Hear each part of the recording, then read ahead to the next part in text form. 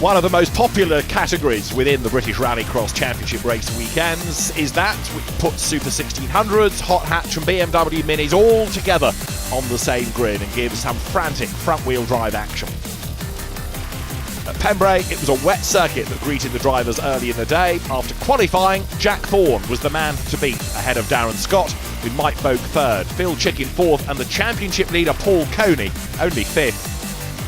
Drew Bellaby was ninth ahead of Andrew Hawkes, with Leanne Sedgwick battling with Shimon Zatilny in the hot hatches.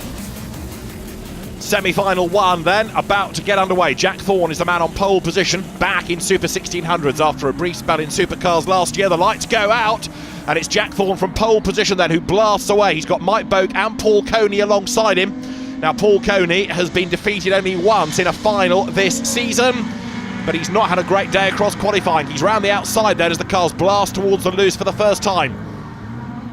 Mike Boak, the race prep man, runs second, but Jack Thorne trying to remind people that the future of young British Rallycross talent isn't all about Dan Rook. He's very capable as well, and he aims to prove that back into Super 1600.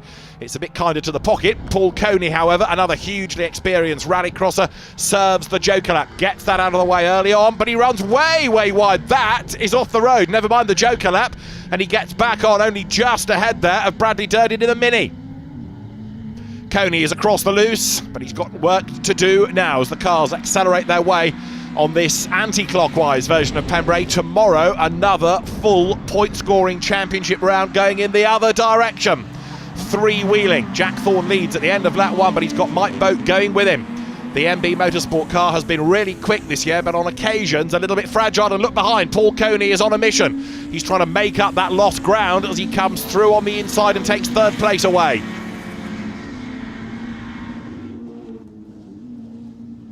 Across the loose goes Mike Boak. Now, is he near enough? A bit of a slide there. That's going to cost him time. It's a real tank slapper, in fact. Going left and right and left and right. He has to get it all back under control, but in so doing, loses a little bit of ground against the race leader. So Jack Thorne comes across the loose, leading the way. There, second is Mike Boak. And what was a very wet and slippy, muddy track early on in the day is now a lot drier and faster, but not if you've only got three wheels. Jack Thorne, the race leader, grinds to a halt. A three-wheeled Citroën is parked by the side of the road. Wheel off, race done, day done. The only hope now for Jack Thorne is that there are others that have problems and he can get into the final as a reserve. Mike Boak now is heading for a win, but there is Paul Coney behind him, who has served the Joker lap and may well inherit the race lead. Jack Thorne's car tells the story. Wheel off, something has broken, the wheel parts company, and that from an easy lead is the race done.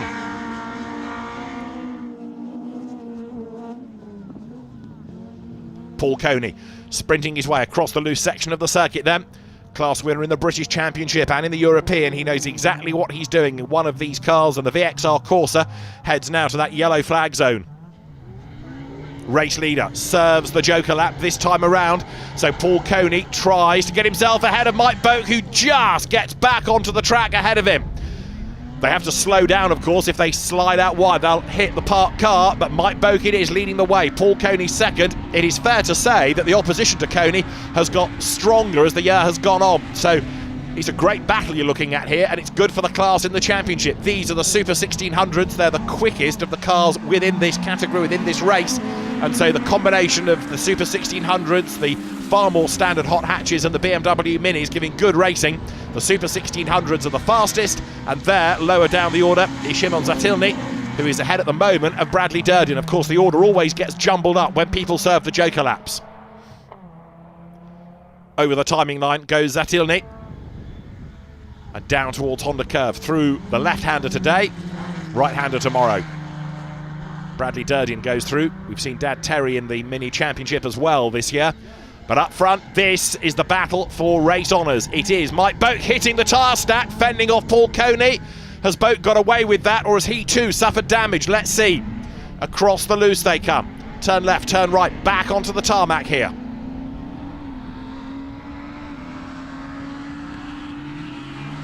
The race leaders absolutely nose to tail. This is Coney's chance.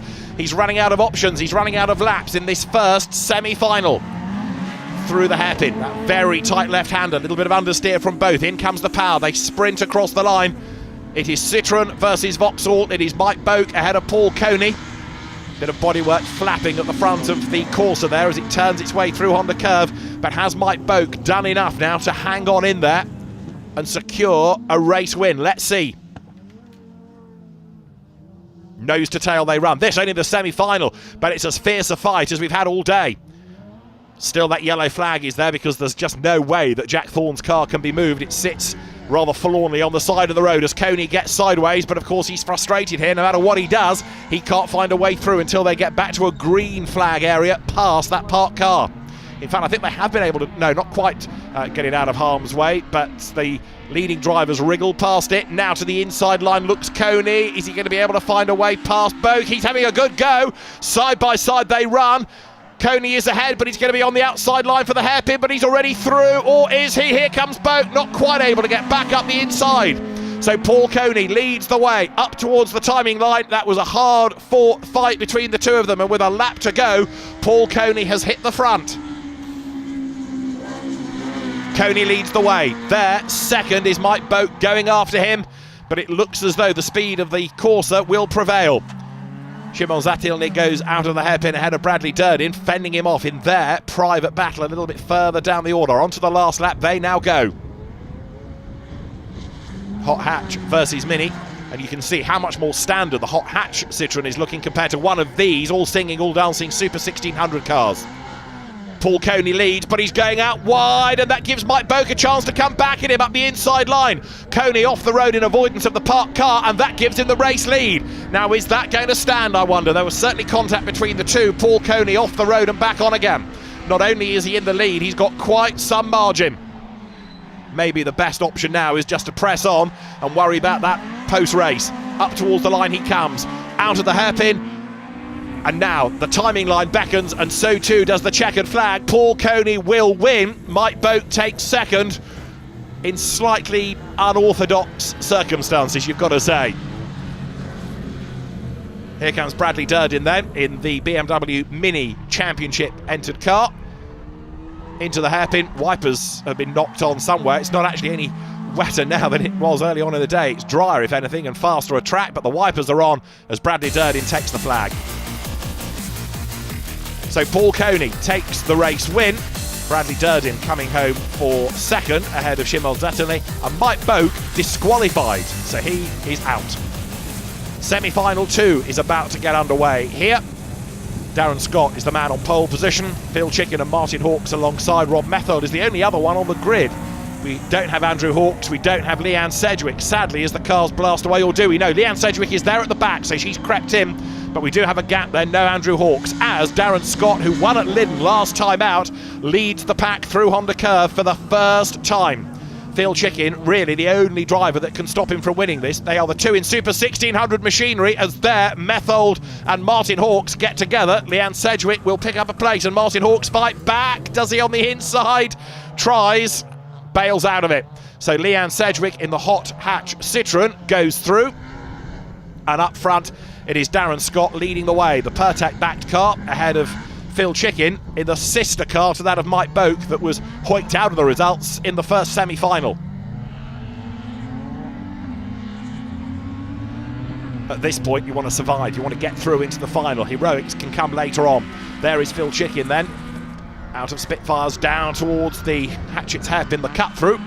The main hairpin is a bit further down the pit straight. This is the shorter version of that run. Out of the hairpin comes Chicken, but Darren Scott looking good up front.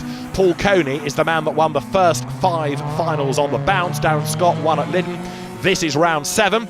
Round 8 is tomorrow. Round 9 is at Croft, and then you've got the British Grand Prix at the end of the season to look forward to as well. Battles are on lower down, as you see going through the Rob Methold and Martin Hawkes minis. They clashed on the first lap, they're together on the second, and Martin Hawkes is certainly bringing down the gap as he closes now. Onto the loose they head once again. Martin Hawkes had a couple of early season wins in the BMW Mini Championship at Croft and at Lyddon, for example, but then Drew Bellaby really got into her stride, and she has been victorious 3 times since. But there, is that a problem? Or is that just the dust being kicked out from the back of Rob Methold's car? I think he's okay. I think he's going to survive until the end and get through into the final. Darren Scott, in the meantime, is well clear now. Phil Chicken. Chicken knows, however, that he needs to get through into the final, and he needs to score big points later on in the day.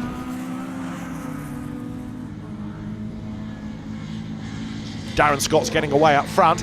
There in the background is the best of the minis. That's Martin Hawks. But Phil Chicken is rather in no man's land now. He's not catching. He's not really being caught by anybody either.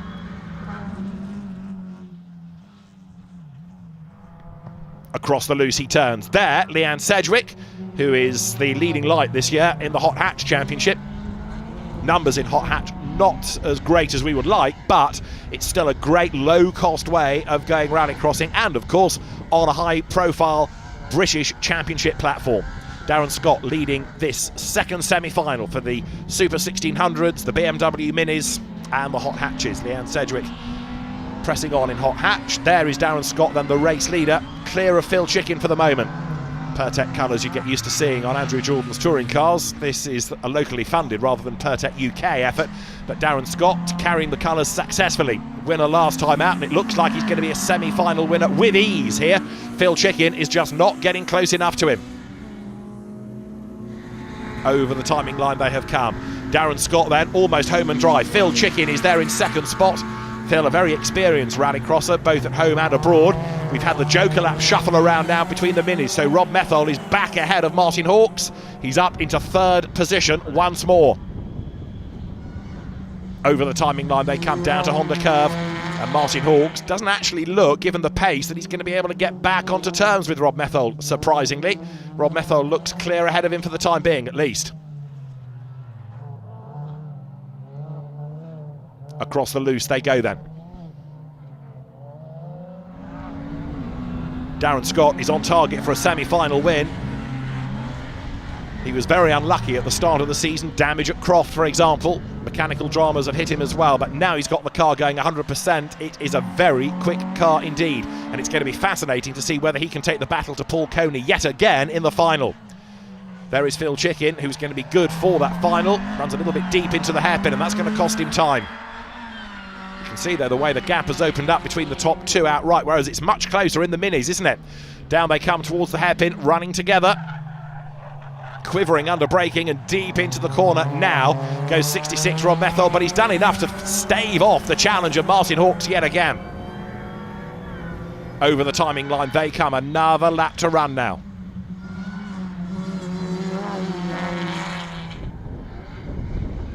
Now there is Darren Scott, looking as though the race win is his. He's almost home and dry, isn't he, now, as he comes down towards that final loose section that in turn brings him onto the tarmac. And then back onto the main circuit here at Pembrey. This the anti-clockwise configuration, different direction, different track layout for tomorrow, which is going to test the drivers again. For many, it's a long journey to South Wales, so to make it worthwhile, you get these two events back to back. Darren Scott then looking good. Phil Chicken in second spot still. Onto his last lap goes Darren Scott. The boards are there, but Phil Chicken falling away. You've got to say, given the pace we've seen out of Darren Scott here, it is looking very good indeed for him as far as the actual final is concerned. For the minis, it's getting closer and closer. Rob Methol just ahead of Martin Hawks now as they come up towards the line. Through they turn together. Has Methol done enough? Of course, the other factor in all of this is you don't want to risk anything and go off and not finish and then not get into the final at all. So maybe Martin Hawks is being sensible about this, just biding his time as Darren Scott threads his way left and then right and back onto tarmac. He'll blast away now. Leanne Sedgwick, still dominant force in Hot Hatch, but in danger on a long lap like this of being a lap down. You can see the extra speed that Darren Scott has in the car. He is about to take the checkered flag. Leanne Sedgwick will get another lap out of all of this as up towards the line comes Darren Scott then to win the second semi-final, and he does so easily from an understeering Phil Chicken, who goes all agricultural in the background. Coming out of the hairpin, he runs deep onto the grass, runs wide out of the corner. He takes the checkered flag for second, and who is going to be the best of the mini brigade? There is Martin Hawks, and Rob Methol has dropped away seemingly, so it looks as though Martin Hawks is going to come out on top here. the run to the checkered flag, and then we can confirm who will go through. Top 8 for the final. Darren Scott, the race winner. Phil Chick in second. Martin Hawks takes third, ahead of Leanne Sedgwick. Rob Methold dropping back into fifth. We're ready then for the final in Super 1600, BMW Mini and Hot Hatch. Darren Scott is on pole position. Paul Coney with him at the front, then Phil Chicken. Row 2 is Bradley Durden and Martin Hawks. The third row is Shimon Zatilny. Then you've got Jack Thorne and Leanne Sedgwick completing the grid. Jack Thorne is a non-starter, so Rob Methold gets in as the reserve despite missing out. Jack Thorne's car a non-starter as we go racing. It is blast off and everybody now sprints down towards turn 1, and who is going to make the best start? Is it Coney on the outside or Darren Scott on the inside? It is Paul Coney who swoops round the outside to grab the race lead. A really good start and a really brave move, that, on cold tyres. Darren Scott now tries to get back up the inside as they go to the loose for the first time. The danger is that Coney, having hit the front, will get away. Scott knows that, and as they hit that little strip of hard standing, he needs to try to make the move quickly. Coney fishtailing his way through the loose for the first time. Darren Scott is right there behind him. Across the loose they come, nose to tail. Coney it is leading, Darren Scott right with him in second place. As they come onto the tarmac, Phil Chick in third, but dropping back a little bit now. Down towards the hairpin. Paul Coney looks as though this may well be a race win for him, because Darren Scott's not close enough. And is he going to be able to stay with him? Is he going to be able to think about making the move, or can Coney get away? Normally, once Paul hits the front, there's no stopping him. Let's see. You've got the Joker laps to factor in yet, of course, as well. Phil Chicken is third and dropping back, but evidence this year, the form guide says Paul Coney now is going to be very hard to stop indeed. Across the loose they bounce once again, and Coney it is up front. Darren Scott still chasing after him. Nose to tail, they go across that loose part of the track. And Darren Scott, in fairness, is certainly not giving up without a fight, is he? Together they run, but Paul Coney looking oh so strong up front at the moment. Sideways, drifts out wide, and Darren Scott hits the tyre stack. He's damaged the front of the car, look. Has that damaged the suspension or just bodywork? Let's see, that could have been a chance for him, but Darren Scott runs wide, hits the tyre stack, and now look, bodywork drags along the ground. Down to the hairpin they come, through that left, and Paul Coney will look in his mirrors and now see that the man that beat him at Lyddon is dropping away. And does this man, third, Phil Chicken, have a chance now of taking second place, I wonder? That gap's coming down all the time. Past the pits they come and over the timing line, but up front Paul Coney is very definitely getting away.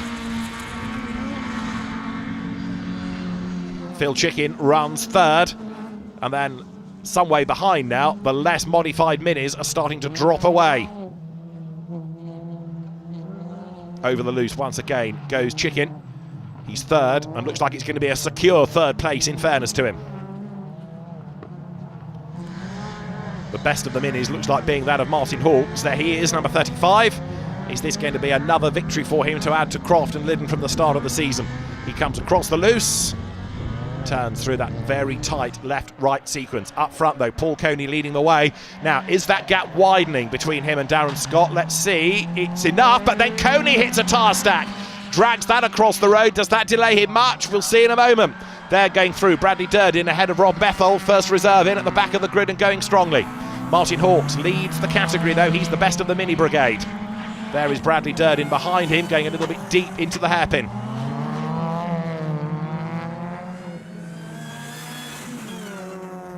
Over the timing line they come now, past the pits.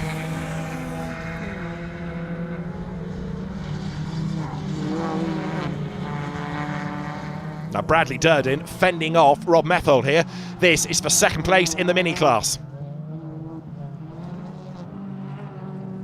Drew Bellamy not making it through to the final, having been dominant mid-season, winning at Pembrey when we were here earlier on in the year, and the first Mondello race, and last time out at Lyddon, in fact. Now there you can see the damage to Paul Coney's car after he hit the tyre stack. It's the similar corner, front left, to that of Darren Scott's car after he hit a different tyre stack at a different part of the circuit. Coney, however, is building the margin over Darren Scott once more. He comes now up towards the line. It's all looking good for Paul Coney. This would be 6 from 7 as far as Coney were concerned. Martin Hawks, in the meantime, looking for another mini win. Ahead there, look, of the hard-charging Bradley Durden, who has still got Rob Methold behind him. They're all avoiding that tyre stack that's just crept on to the racing line after Paul Coney made contact with it. It's not in the way, but it's just a little bit too close for comfort, maybe. So Coney, Jokers, goes wide. He did that in his semi-final as well. That's going to cost him a fraction of time. It's cost him the lead. Never mind time. Darren Scott goes past him. Darren Scott goes through that as they serve the Joker lap this time. Darren Scott hits the front. Damage or no, he leads the way. And so the man that won at Lyddon has managed, despite the damage and despite losing ground early on, to fight back in style. Darren Scott it is then who leads the pack down to the hairpin. Through the left-hander. Is he going to be able to fend off Paul Coney? He won at Lyddon, so he knows he can do this, but the race leaders come onto the last lap now with Darren Scott ahead. It certainly looked early on as though Coney was going to be unstoppable, but how different a race it has turned out to be. There, Bradley Durden still trying to defend from Rob Methold and attack also for the mini lead against Martin Hawks as they come up towards the line now.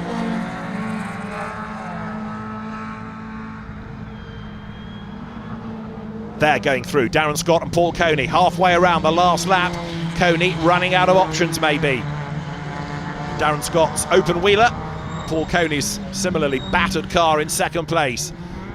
Both will need a little bit of TLC overnight before we have another full day of action here tomorrow. Here, nose to tail they run now, down towards the hairpin once more, through Spitfires. Down to the hairpin comes Darren Scott. Paul Coney riding shotgun, he's got a corner to go, and then the run up towards the line, a tight line by Scott, making sure Coney can't have a go at him. Checkered flag at the ready. It's going to be a second win of the year for Darren Scott, who comes through to win. Darren Scott wins. Second is Paul Coney, and then in the mini battle there's going to be a change for second, is there? Because yes, there, look, Rob Methold goes through. Rob Methold up into second place ahead of Brad Durden, but Martin Hawks is going to come through and score victory. Out of the hairpin, Bradley Durden takes the shortcut, goes across the grass, the wrong side of the tyre stack, but even that doesn't do him any good. The flag is waved to Hawks, Methold and Durden. Darren Scott takes the race win ahead of Paul Coney. Phil Chicken some way back third, then the minis of Hawks, Methold and Durden, and heading hot hatch, Simon Zatilny and Leanne Sedgwick. So Paul Coney maintains his championship lead, although Darren Scott's closer. Phil Chicken is up to third at the expense of Craig Lomax, with Mike Boak in fifth place. Leanne Sedgwick is way clear in hot hatch ahead of Tomasz Martiniak. Mark Henry's Alfa Romeo third from Lee Keeler, with Chimel Zatilny now in fifth. And what about the minis? Drew Bellaby has the advantage, but only just. Martin Hawks is a lot closer, and it's Andrew Hawks in third spot.